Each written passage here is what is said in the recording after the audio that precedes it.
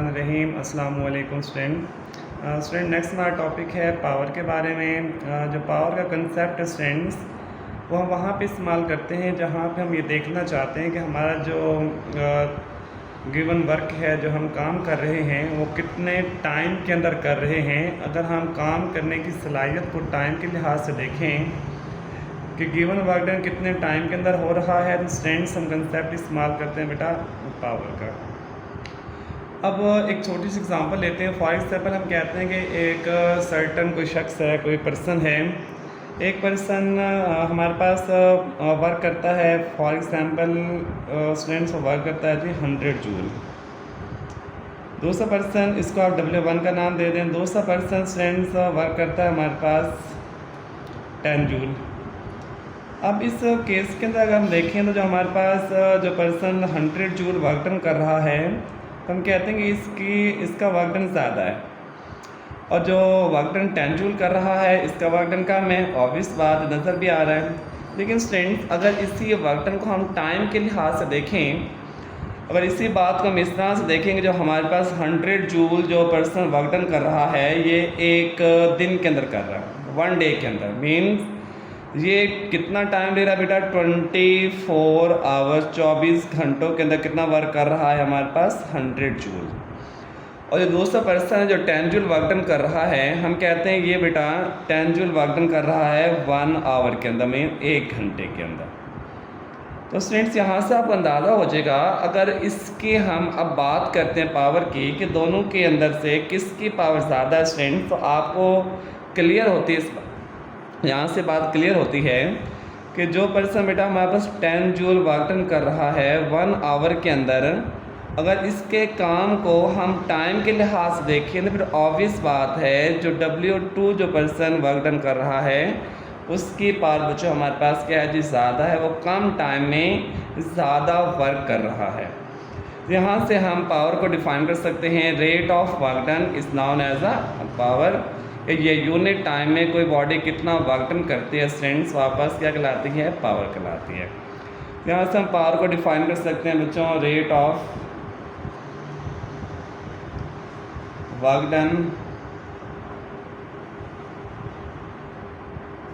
Is known as power. तो किसी भी गिवन टाइम के अंदर कोई बॉडी कितना वर्क करेगी बच्चों, उसकी क्या कहलाएगी? पावर कहलाएगी। और यहाँ से स्टूडेंट्स हम पावर को अगर मैथमेटिकली लिखना चाहें तो P बराबर है डेल्टा W और डेल्टा T। मतलब अगर स्मॉल इंटरवल ऑफ टाइम हम डेल्टा T लें, तो उस स्मॉल इंटरवल ऑफ टाइम में जो गिवन वर्क डन होगा वो हम डेल्टा W का नाम, डेल्टा स्टूडेंट्स हम वहाँ पे इस्तेमाल करते हैं जहाँ पे चेंज बहुत ही स्मॉल है। नेक्स्ट स्टूडेंट्स हम एग्जांपल लेते हैं। हमारे पास जो वर्क डन का फार्मूला है स्टूडेंट्स, हम जानते हैं W बराबर है F डॉट D। ये वहाँ पे एप्लीकेबल है जहाँ पे आपके पास फोर्स क्या हो जाए? कांस्टेंट हो। तो इसके लिए बच्चों हम एग्जांपल लेते हैं कि फॉर एग्जांपल आज सपोज करें कि हमारे पास एक बोट है जो कि उसका प्रोपेलर पानी को बैकवर्ड डायरेक्शन में प्रोपेल करेगा, धकेलेगा, जिससे जो आपकी बोट है वो फॉरवर्ड डायरेक्शन में बेटा क्या करती है? मूव करती है। फॉर एग्जांपल उसका जो प्रोपेलर है वो पानी के ऊपर बैकवर्ड डायरेक्शन में एक कांस्टेंट फोर्स एक्सर्ट करता है, जिससे आपकी जो बोट है वो फॉरवर्ड डायरेक्शन में स्टूडेंट्स क्या करती है? मूव करती है। तो यहाँ पे एक छोटी सी एग्जांपल लेके हम जानते हैं जो वर्क डन का फार्मूला है, तो पावर बराबर है वर्क डन स्टूडेंट्स हमारे पास क्या होता है? F dot D। यहाँ पे जो फोर्स है आपकी वो कांस्टेंट है, तो चेंज आएगा बेटा वो किसके अंदर आना? आपके पास डिस्प्लेसमेंट के अंदर। तो हमारे पास आ जाएगा F डॉट डेल्टा D और डेल्टा T आ जाएगा। अगर आप किसी भी इंस्टेंट के ऊपर बेटा पावर फाइंड करना चाहते हैं तो उसका आप नाम देते हैं इंस्टेंटेनियस पावर। और स्टूडेंट जब इंस्टेंटेनियस का कंसेप्ट आता है तो उसके अंदर बच्चों हम क्या करते हैं? लिमिट अप्लाई कर देते हैं, जिसके अंदर आपका टाइम इंटरवल अप्रोच करता है किसको? 0 को। तो स्टूडेंट्स यहाँ पे आप क्या अप्लाई कर दोगे? लिमिट। फोर्स कांस्टेंट क्वांटिटी है तो इसके ऊपर आप लिमिट अप्लाई नहीं कर सकते, तो लिमिट आप अप्लाई करोगे डिस्प्लेसमेंट के अंदर, जिसके अंदर टाइम इंटरवल आपका अप्रोच करेगा 0 को, डेल्टा D और डेल्टा T। स्टूडेंट्स हम जानते हैं इंस्टेंटेनियस वेलोसिटी के बारे में। जो इंस्टेंटेनियस वेलोसिटी है, वेलोसिटी बेटा वेक्टर क्वांटिटी है, ये पहले भी मैं आपको बता चुका हूँ। इसके अंदर बच्चों हम क्या अप्लाई करते हैं, लिमिट, जिसके अंदर टाइम इंटरवल अप्रोच करता है 0 को, delta D over delta T. तो स्टूडेंट्स इस फैक्टर की जगह पे डिस्प्लेसमेंट के अंदर टाइम के लिहाज से चेंज हमारे पास क्या होती है, वेलोसिटी। यहाँ से जो इंस्टेंटेनियस पावर स्टूडेंट्स हमारे पास क्या आ जाएगी, पी डॉट वी।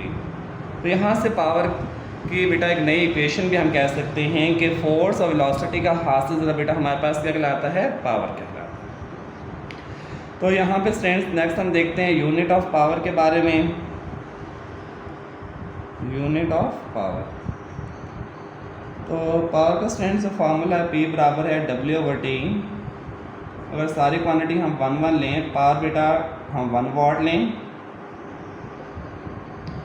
और वर्क हम 1 जूल लें और टाइम हम 1 सेकेंड लें, तो किसी भी बॉडी की पावर 1 वाट कब होगी, जब बेटा कोई भी बॉडी 1 सेकेंड में 1 जूल वर्क डन करे तो उसकी पावर बेटा हमारे पास क्या होगी, 1 वाट होगी। तो यहाँ से हम कह सकते हैं जो 1 वाट है, 1 वाट बराबर है 1 जूल पर सेकेंड के स्टूडेंट्स क्या है जी, इक्वल है। नेक्स्ट स्टूडेंट इसी कंसेप्ट को हम आगे लेके जाते हैं। हमारे पास जो पावर का फार्मूला है P बराबर है W/T। अगर हम वर्क डन फाइंड करना चाहते हैं तो वर्क डन W यहाँ से क्या आ जाएगा, टाइम इस तरफ जाकर मल्टीप्लाई, तो P cross T। Work students हम जानते हैं work is a form of energy. Energy का या वर्क डन का स्टूडेंट्स हमारे पास फार्मूला क्या होता है बेटा, 1 जूल होता है। 1 जूल पावर का यूनिट अभी स्टूडेंट्स हमने देखा वाट होता है, तो 1 वाट। टाइम का बेटा हमारे पास क्या होता है, 1 सेकेंड। सारी क्वांटिटी हम क्या ले रहे हैं, 1 यहाँ से 1 जूल हमारे पास आ जाएगा किसके, 1 वाट सेकेंड के। यहाँ से एक बात आपको बताता चलूँ, वैसे तो हमारे पास वर्क का यूनिट बेटा क्या होता है, जूल होता है, एनर्जी का यूनिट जूल है, लेकिन इसके अंदर आपके पास एनर्जी का एक और यूनिट भी है जो कि बेटा हमारे पास क्या है, वाट सेकेंड। और जो 1 जूल है वो हमारे पास बराबर है किसके, 1 वाट सेकेंड के बेटा क्या है, इक्वल आता है। तो अगर स्टूडेंट्स हमारे पास वाट सेकेंड है या 1 जूल है या एनर्जी के छोटे यूनिट हैं, इसके अलावा बेटा हमारे पास एनर्जी के बड़े यूनिट भी हैं जहाँ पे आपके पास इलेक्ट्रिकल कंजप्शन बहुत ज़्यादा होती है। लाइक बेटा आपके पास इलेक्ट्रिकल जो मीटर हमारे घरों के अंदर लगे हुए हैं, उनके अंदर जो पावर कंजप्शन है, जो एनर्जी की कंजप्शन है स्टूडेंट्स बहुत ज़्यादा होती है। वाट सेकंड किसका यूनिट है, एनर्जी का यूनिट है। एमसीक्यूज में याद रखिएगा, एनर्जी के बड़े यूनिट भी होते हैं जहाँ पे कंजप्शन ज़्यादा होती है, जिनके अंदर बेटा हम जो है अपनी एनर्जी किलो वाट आवर्स के अंदर लेते हैं। तो स्टूडेंट्स जो हमारे पास 1 किलो वाट आवर है वो कितने मेगा जूल के इक्वल होता है, इसको स्टूडेंट्स हम नेक्स्ट ड्राइव कर लेते हैं। नेक्स्ट लास्ट पेज पे हमने देखा था कि हमारे पास 1 जूल किसके बराबर है, 1 वाट सेकंड के बराबर है। इस तरह बेटा हमारे पास जो वाट सेकंड है किसका यूनिट है, एनर्जी का यूनिट है। एनर्जी का हमारे पास बड़े यूनिट भी हैं, जिसमें एनर्जी के बड़े यूनिट में हमारे पास अगर स्टूडेंट्स हम यहाँ पे 1 वाट की जगह पावर का एक बड़ा यूनिट ले लें, किलो वाट ले लिया, और टाइम जो सेकंड हमने लिया था इसकी जगह बेटा हम क्या ले लें, 1 आवर ले लें, 1 घंटा ले लें। वाट सेकंड में एनर्जी का यूनिट है, लेकिन अगर हम बड़े यूनिट की बात करें तो वाट की जगह मैंने क्या लिया, किलो वाट लिया। सेकंड की जगह बेटा मैंने क्या लिया, आवर लिया। तो किलो वाट आवर भी किसका यूनिट है बेटा, एनर्जी का यूनिट है। 1 जूल बराबर है 1 वाट सेकंड के, 1 किलो वाट आवर बेटा हमारे पास इक्वल होता है जी 3.6 मेगा जूल के। मीन्स छोटा यूनिट लें 1 वाट सेकंड और 1 जूल के बराबर। अगर एनर्जी का बड़ा यूनिट लें, इलेक्ट्रिकल कंजप्शन जो मीटर के अंदर हमारे पास एनर्जी की कंजप्शन बहुत ज़्यादा होती है, तो वहाँ पे हम एनर्जी किसके अंदर लेते हैं, किलो वाट आवर के अंदर। तो इक्वल होता है 3.6 मेगा जूल के। कैसे बच्चों, हम इसकी डेरिवेशन भी कर सकते हैं। 1 किलो वाट आवर बराबर है 1 किलो स्टूडेंट्स हमारे पास इक्वल होता है 10 की पावर 3। तो ये 1 आप ऐसे लिखें या ना लिखें, इससे कोई फ़र्क आपका नहीं पड़ता। जो किलो है वो 10 की पावर 3 और कितना होता है स्टूडेंट्स हमारे पास 1000 के इक्वल होता है। तो किलो की जगह मैंने क्या लिखा, 1000 लिखा, आगे बेटा क्या वाट, तो ये मैंने एज इट वाट लिख दिया। 1 घंटे के अंदर कितने सेकंड होते हैं बेटा हमारे पास? 3600 सेकंड्स होते हैं। यहाँ से हमारे पास 1 किलोवाट आवर क्या आ जाएगा?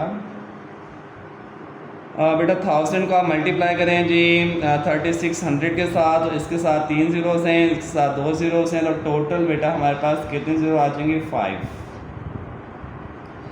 इसका साथ वाट है, इसके साथ बेटा सेकंड है, क्या आ जाएगा? ये वाट सेकंड, और हम जानते हैं वाट सेकंड किसके बराबर है जी? जूल के बराबर है।